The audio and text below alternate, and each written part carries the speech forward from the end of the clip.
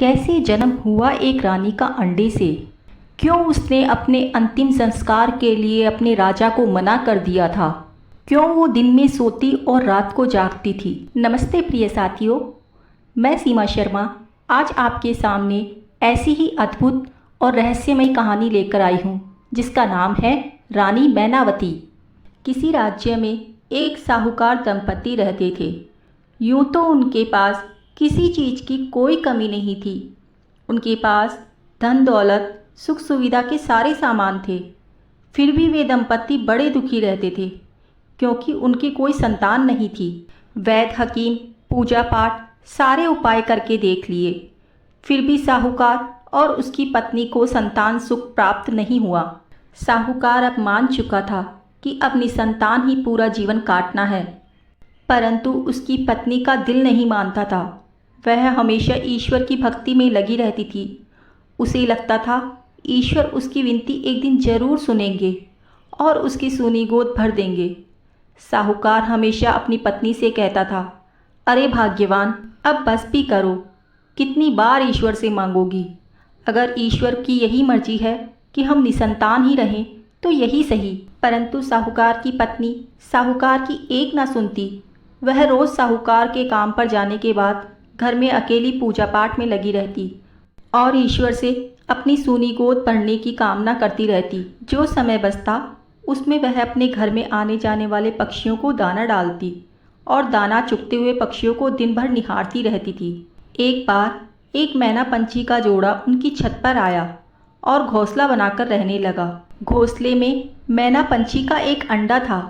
मैना पंछी का जोड़ा रोज़ सुबह भोजन की तलाश में उड़ जाता और शाम होने पर वापस अपने घोंसले में आ जाता। साहूकार की पत्नी यह रोज़ देख रही थी। फिर एक दिन ऐसा हुआ कि मैना पंछी का जोड़ा शाम को लौटकर घोंसले में नहीं आया। यह देखकर वह बड़ी परेशान हो गई। उसने कई दिनों तक मैना पंछी के घोंसले में वापस आने की राह देखी, परंतु मैना पंछी का जोड़ा फिर कभी घोंसले में वापस नहीं आया। तब साहूकार की पत्नी ही उस अंडे की निगरानी करने लगी। वह दिन भर बैठकर अंडे ऐसे निहारती रहती जैसे अंडे में पल रहा बच्चा उसी का हो। मैना का वह अंडा बड़ी तेजी से बढ़ रहा था। वह हर रोज़ दुगना हो जाता था। यह देखकर साहूकार की पत्नी को अब डर लगने लगा था। एक दिन उसने देखा कि अंडा तरबूज जितना बड़ा हो गया था। यह देखकर वह घर से डरकर भाग गई और साहूकार को बुलाने चली गई। जब साहूकार उसकी पत्नी अंडे के पास पहुँचे तो अंडा लुढ़ककर उनके पैरों के पास आ गया। साहूकार ने डरते डरते जैसे ही अंडे को हाथ लगाया, वह अंडा फट गया और उसमें से एक बड़ी ही सुंदर छोटी सी प्यारी लड़की निकली। साहूकार की पत्नी उस बच्ची को देखकर बहुत खुश हो गई और तुरंत उसको अपने सीने से लगा लिया। चूँकि वह लड़की मैना की बेटी थी, इसलिए साहूकार और उसकी पत्नी ने उस लड़की का नाम मैनावती रखा और अपनी बेटी बनाकर उसको पालने लगे। दोनों पति पत्नी मैनावती का लालन पालन बड़े प्यार से करने लगे। मैनावती को देखकर वे फूले नहीं समाते थे। समय बड़ा खुशीपूर्वक बीत रहा था और अब मैनावती बड़ी हो गई थी। मैनावती बड़ी होकर सर्वगुण संपन्न और बहुत सुंदर हो गई थी। वह इतनी सुंदर थी जो कोई उसे देखता बस देखता ही रह जाता। एक बार की बात है, मैनावती अपनी सखियों के साथ मेला देखने गई थी। संयोगवश उस राज्य का राजा भी उस मेले में आया हुआ था। राजा की नज़र जैसे ही मैनावती पर पड़ी, वह उसकी सुंदरता पर मोहित हो गया और तुरंत अपने सेनापति को आदेश दिया कि पता करो यह सुंदरी कौन है और इसके माता पिता कौन हैं। तब सेनापति ने उस लड़की के बारे में सारी जानकारी जुटाकर राजा को बताई। अगले दिन राजा ने साहूकार के पास उसकी बेटी मैनावती से विवाह करने का प्रस्ताव भेजा। साहूकार अपनी बेटी मैनावती का विवाह राजा से करने को तुरंत तैयार हो गया। उसकी खुशी का तो कोई ठिकाना ही नहीं था। वह दौड़कर अपनी पत्नी के पास गया और बोला, अरे भाग्यवान, हमारी बेटी मैनावती के तो भाग खुल गए। राजा साहब हमारी बेटी मैनावती से विवाह करना चाहते हैं। यह सुनकर उसकी पत्नी खुशी से नाचने लगी। दोनों पति पत्नी बहुत खुश थे और बड़ी खुशी खुशी मैनावती का विवाह राजा से करा दिया। राजा की पहले से एक रानी थी। और अब मैनावती राजा की दूसरी रानी बनकर महल में आ गई। महल में आते ही रानी मैनावती का खूब जोरों शोरों से स्वागत किया गया। पूरे महल में मैना सुंदरी की सुंदरता की चर्चा होने लगी। महल में हर तरफ यही चर्चा थी कि छोटी रानी मैनावती तो बड़ी रानी से बहुत ज़्यादा सुंदर है। यह सब सुनकर बड़ी रानी मैनावती से जल भुन गई। अब तो राजा हमेशा मैनावती के आगे पीछे ही घूमते रहते। कोई भी काम हो, अब राजा हमेशा मैनावती से ही सलाह लेते थे। यह सब देखकर बड़ी रानी छोटी रानी मैनावती से और भी ईर्ष्या करने लगी और अब वह मैनावती को हमेशा के लिए महल से भगा देना चाहती थी। यही सोचकर बड़ी रानी मैनावती के पास जाती है और कहती है, मैना सुंदरी, तुम तो हमारी तरह इंसान के पेट से नहीं आई हो, तुम तो किसी जादू की तरह अंडे से बाहर आई हो, तो तुम्हारी जान किसमें है? मैनावती ने कहा, बहन, जैसे सभी इंसानों की जान उनके हृदय में होती है, उसी तरह मेरी भी जान मेरे हृदय में है। तब बड़ी रानी ने कहा, देखो मैना सुंदरी, मैं तुम्हारी बड़ी बहन जैसी हूँ। मुझे यह जानने की बहुत इच्छा हो रही है कि तुम्हारी जान किसमें है। देखो मैना सुंदरी, तुम अब रानी बन गई हो और राज परिवार के लोगों पर हमेशा जान का खतरा बना रहता है। मैं जानना चाहती हूँ कि तुम्हारी जान किसमें है, ताकि तुम्हारी जान को कोई खतरा होने पर तुम्हारी रक्षा कर सकूँ। मैना सुंदरी बड़ी भोली थी। वह बड़ी रानी की चाल को नहीं समझ पाई और बड़ी रानी को सारी बातें बता दी। मैना सुंदरी ने बड़ी रानी को बताया कि मेरे मायके के आंगन में एक कुआं है। उस कुएं में एक लकड़ी का बक्सा है। उस लकड़ी के बक्से में एक छोटी सी डिबिया है। उस डिबिया में मोतियों की चमकती हुई एक माला है और उसी माला में मेरी जान है। सारी बातें जानकर बड़ी रानी ने मैनावती से कहा, मैना सुंदरी, फिर तो तुम्हारी जान बड़ी ही सुरक्षित जगह पर है, परंतु सावधान रहना, हम रानियों के तो अनेक दुश्मन होते हैं, हमेशा जान का खतरा बना रहता है। यह कहकर बड़ी रानी वहाँ से चली गई। मैनावती चुपचाप बैठी बड़ी रानी की कई बातों के बारे में सोचती रहती। तभी वहाँ पर राजा आ गए और राजा ने मैनावती से कहा, किन ख्यालों में खोई हो मैना सुंदरी, जरा मुझे भी बताओ। तब मैनावती ने राजा से कहा, महाराज, अगर मैं मर जाऊं तो मुझे जलाना नहीं। राजा ने तुरंत कहा, यह कैसी अपशकुनी बातें कर रही हो मैना सुंदरी। तब मैनावती ने कहा, राजा साहब, मरना तो एक दिन सबको है, परंतु आज मैं अपनी सारी इच्छाएं आपको बताना चाहती हूँ।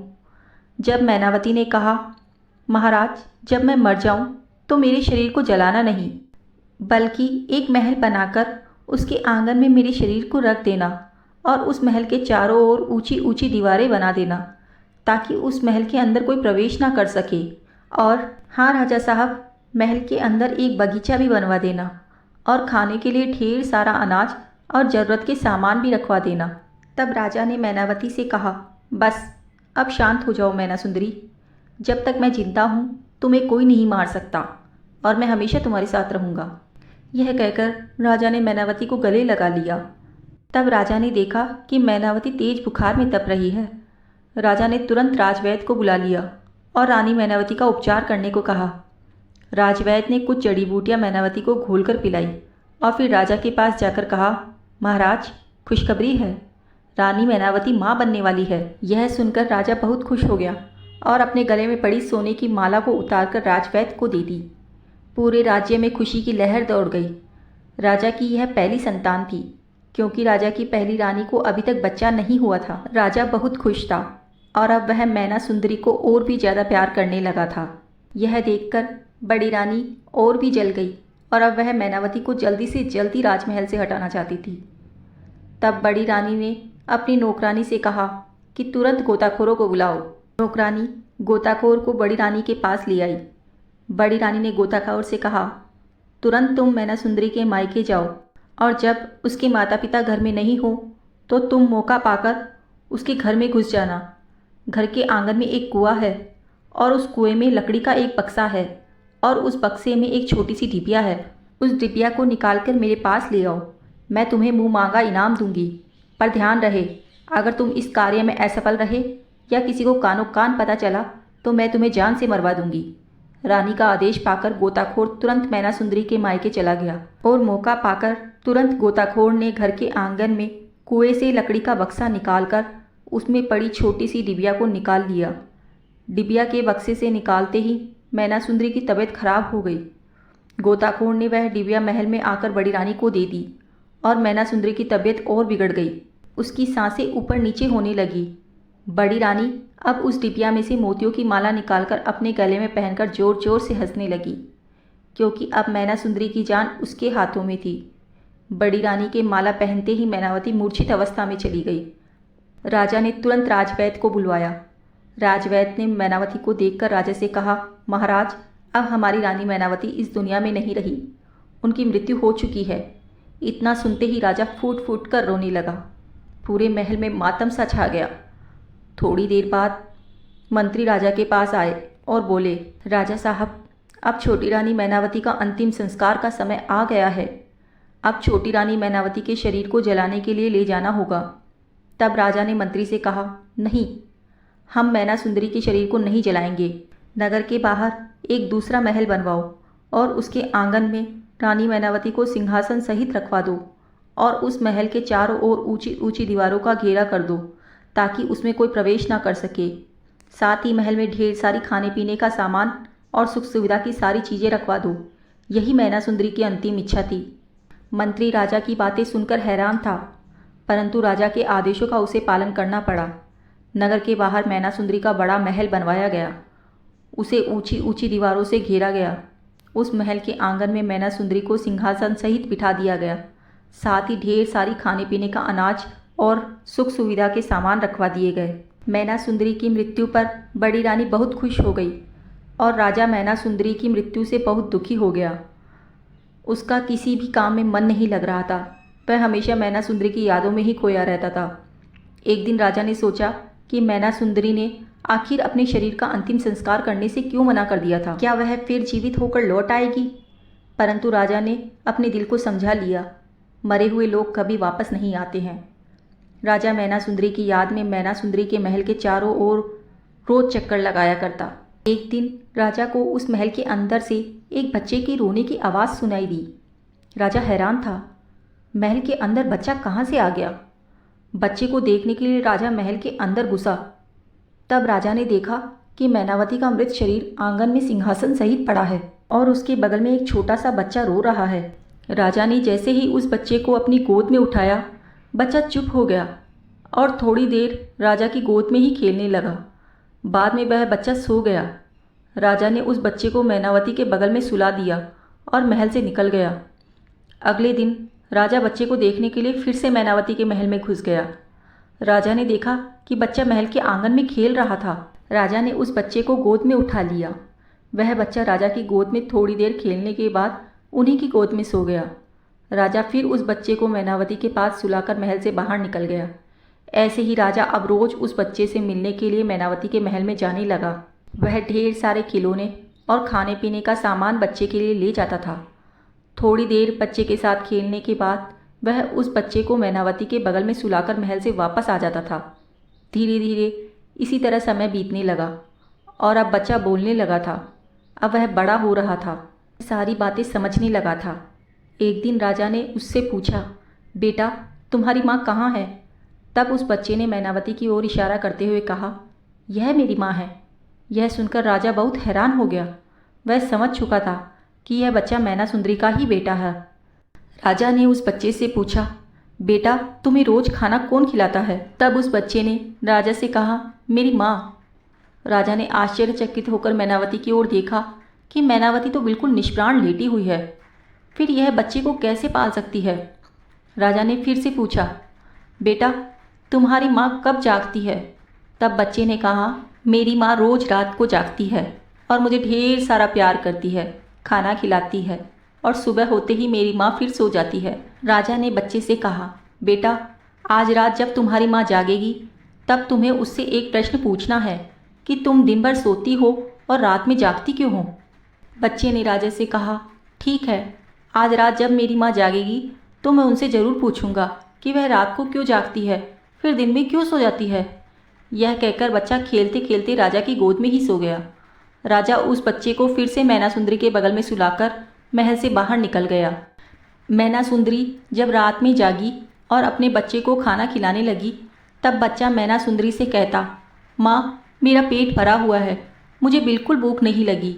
तब मैना सुंदरी ने उस बच्चे से कहा, बेटा आजकल तुम ठीक से खाना नहीं खा रहे हो। बच्चा कहता है, माँ मैं खाना खा चुका हूँ। मैना सुंदरी हैरान होकर बेटे से पूछती है, बेटा तुम्हें किसने खाना खिलाया? तब वह बच्चा मैना सुंदरी से कहता है कि माँ रोज़ दिन में राजा साहब आते हैं, देखो यह सारे खिलौने राजा साहब ही लाए हैं। वह मेरे साथ खूब खेलते हैं और मुझे गोद में लेकर ढेर सारा प्यार करते हैं, फिर मैं उन्हीं की गोद में सो जाता हूँ। वह बच्चा मैना सुंदरी से कहता है, माँ राजा साहब एक सवाल पूछ रहे थे। उन्होंने कहा था कि अपनी माँ से पूछना कि तुम्हारी माँ रोज़ दिन में सोती है और रात में क्यों जागती है। मैना सुंदरी यह समझ गई कि राजा साहब अब सारा राज जानना चाहते हैं। उसने सोचा राजा को सारी सच्चाई बताने का यही सही समय है। तब मैना सुंदरी ने उस बच्चे से कहा, बेटा अब की बार दिन में राजा साहब आए तब उनसे कहना कि बड़ी रानी के गले में जो चमकती हुई मोतियों की माला है उसमें ही मेरी माँ मैनावती के प्राण बसते हैं। बड़ी रानी दिन भर उस माला को अपने गले में पहनी रहती हैं, जिससे मेरा शरीर निष्प्राण हो जाता है और रोज़ रात में सोते समय महारानी वह माला उतार कर रख देती है, तब मैं जाग जाती हूँ।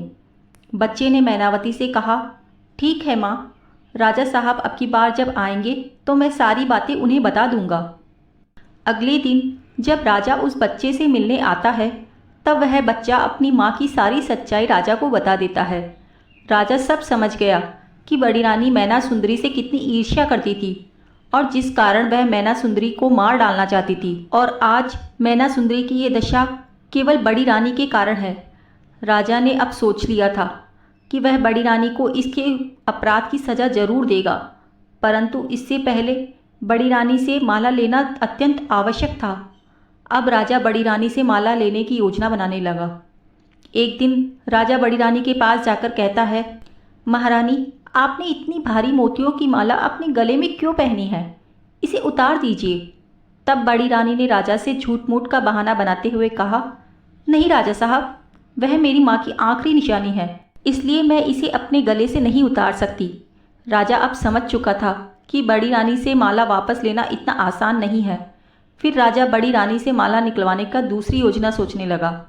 अगले दिन राजा फिर से अपनी बड़ी रानी के पास गया और रानी से कहता है, महारानी मेरे प्रिय मित्र का एक छोटा सा बच्चा है, परंतु उस छोटे से बच्चे की माँ अब इस दुनिया में नहीं है और मेरे मित्र को उस छोटे से बच्चे के लालन पालन में बड़ी दिक्कत हो रही है। मैं उसकी मदद करना चाहता हूँ। रानी साहिबा, अगर आपकी आज्ञा हो तो क्या मैं उस छोटे से बच्चे को यहाँ ला सकता हूँ? आप कुछ दिनों तक उस छोटे से बच्चे का ध्यान रख पाएंगी? बड़ी रानी राजा से कहती है, हाँ हाँ राजा साहब, आप ज़रूर उस बच्चे को मेरे पास ले आइए। हमारी कोई संतान नहीं है, कुछ दिनों तक उस बच्चे का ध्यान जरूर रखूंगी तो मुझे भी अच्छा लगेगा। अगले दिन जब राजा मैनावती के बच्चे से मिलने गया तो उसे सारी योजना समझा देता है कि जैसे ही बड़ी रानी तुम्हें गोद में उठाएगी, तुम बड़ी रानी के गले में पड़ी मोतियों की माला को पकड़कर जोर जोर से रोने लगना और कहना कि थोड़ी देर इस माला के साथ खेलना है। जोर जोर से तब तक रोते रहना जब तक बड़ी रानी अपने गले से वह मोतियों की माला उतारकर तुम्हें ना दे दे। बच्चे ने अपना सिर हिलाते हुए कहा, हाँ हाँ, मैं सब समझ चुका हूँ। जब राजा उस बच्चे को अपने साथ महल में ले जाता है तो महल के सभी लोग उसे बहुत प्यार करने लगते हैं। थोड़ी देर बाद बड़ी रानी भी वहाँ आ जाती है, बच्चे को उठाकर अपनी गोद में ले लेती है। बच्चा जैसे ही बड़ी रानी की गोद में जाता है वह तुरंत उसके गले में पड़ी मोतियों की माला को पकड़कर जोर जोर से रोने लगता है और कहता है कि मुझे इस मोतियों की माला से खेलना है, मैं इसके साथ ही खेलूँगा। तब बड़ी रानी कहती है, नहीं नहीं बच्चे, यह खेलने की चीज़ नहीं है, मैं तुम्हें दूसरे खिलौने लाकर दूंगी। बड़ी रानी नौकरों से कहकर उस बच्चे के लिए ढेर सारे खिलौने मंगवाती है, परंतु वह बच्चा उसी माला की जिद पकड़े रहता है। वह धरती पर लोट लोट कर दहाड़े मारकर रोने लगता है। राजमहल के सभी लोग वहाँ पर इकट्ठा हो गए और सभी उस बच्चे को बहलाने और चुप कराने में लग गए, परंतु बच्चा माला की रट लगाए हुए रोते जा रहा था। ऐसा लग रहा था मानो अगर माला ना मिली तो रोते रोते उसकी जान चली जाएगी। तभी योजना के अनुसार राजा वहाँ पर आ जाता है और रानी से कहने लगता है, महारानी आप यह क्या कर रही हैं? ऐसी हरकत क्यों कर रही है? आप इस राज्य की महारानी हैं इस मामूली सी मोतियों की माला के लिए आप भी बच्चों की तरह जिद कर रही हैं। सोचिए, अगर इस बच्चे को कुछ हो जाता है तो लोग क्या कहेंगे? राज्य में आपकी क्या इज्जत रह जाएगी? जब बड़ी रानी सोच रही थी कि सच में अगर बच्चे को कुछ हो गया तो राज्य में उसकी प्रतिष्ठा चली जाएगी, रानी ने सोचा कि थोड़ी देर के लिए यह माला बच्चे को खेलने के लिए दे देती हूँ। जब बच्चे का दिल इस माला से भर जाएगा तब मैं तुरंत इसे ले लूँगी। बड़ी रानी मोतियों की माला अपने गले से निकालकर उस बच्चे को दे देती है।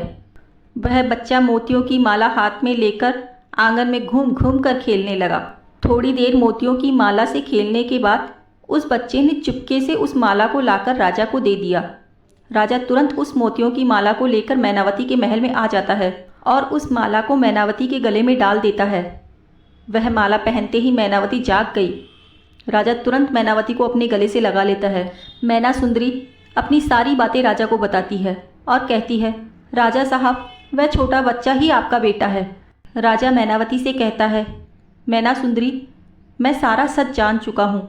बड़ी रानी ने तुम्हारे साथ बहुत गलत किया है और उसको इसके किए की सज़ा ज़रूर मिलेगी। तुम अभी कुछ दिनों तक इस महल में रहो, समय आने पर मैं तुम्हें राजमहल वापस ले जाऊंगा। राजा वह बच्चा भी महल से लाकर मैनावती को दे देता है और वापस राजमहल लौट आता है। बड़ी रानी जब राजा साहब को राजमहल में आते हुए देखती है तो राजा से कहती है, महाराज, आपने उस छोटे से बच्चे को कहीं देखा जो मेरी मोतियों की माला से खेल रहा था? अभी तो यहीं खेल रहा था, न जाने कहाँ चला गया। परंतु इतनी देर से आप कहाँ थे? मैंने सोचा वह बच्चा भी आपके साथ ही होगा। अब वह बच्चा आपके साथ नहीं है तो न जाने कहाँ चला गया। राजा रानी से कहता है, रानी साहिबा, हमारे ऊपर दुश्मनों का हमला होने वाला है और आपकी जान को खतरा है। यह सुनकर रानी डर जाती है और राजा से कहती है, महाराज, मुझे बचा लीजिए। राजा कहता है, महारानी, मैंने आपको छुपाकर रखने के लिए एक तहखाना तैयार करवाया है और उसमें आपकी सुख सुविधा की सारी चीज़ें रखवा दी गई है। आप कुछ दिनों तक वहीं छुप कर रहिए। बड़ी रानी कहती है, हाँ हाँ राजा साहब, आप जब तक कहेंगे तब तक मैं उसी तहखाने में रहूँगी। राजा बड़ी रानी को तहखाने में ले जाकर बंद कर देता है और बड़ी रानी को सारी सच्चाई बता देता है और कहता है, और तुमने जो मैना सुंदरी के साथ किया, मैं उसकी सज़ा तुम्हें ज़रूर दूंगा। अब जब तक तुम जीवित रहोगी इसी तहखाने में रहोगी। बड़ी रानी खूब रोने लगती है और राजा से क्षमा मांगने लगती है और कहती है कि अब फिर कभी ऐसा काम नहीं करूँगी। परंतु राजा उसकी एक नहीं सुनता और वहाँ से चला जाता है। फिर राजा मैनावती के महल जाता है और मैना सुंदरी और अपने बेटे को रथ पर बिठाकर बाजे गाजे के साथ राजमहल वापस आता है। राजमहल में मैना सुंदरी और उसके बच्चे का खूब स्वागत किया गया और अब राजा मैनावती को अपनी मुख्य महारानी की उपाधि प्रदान करता है। अब राजा और रानी मैनावती खुशी खुशी अपने बच्चे के साथ राजमहल में रहने लगे। सो फ्रेंड्स, आपको यह कहानी कैसी लगी? If you like my story, please like, share and subscribe. Thanks for watching.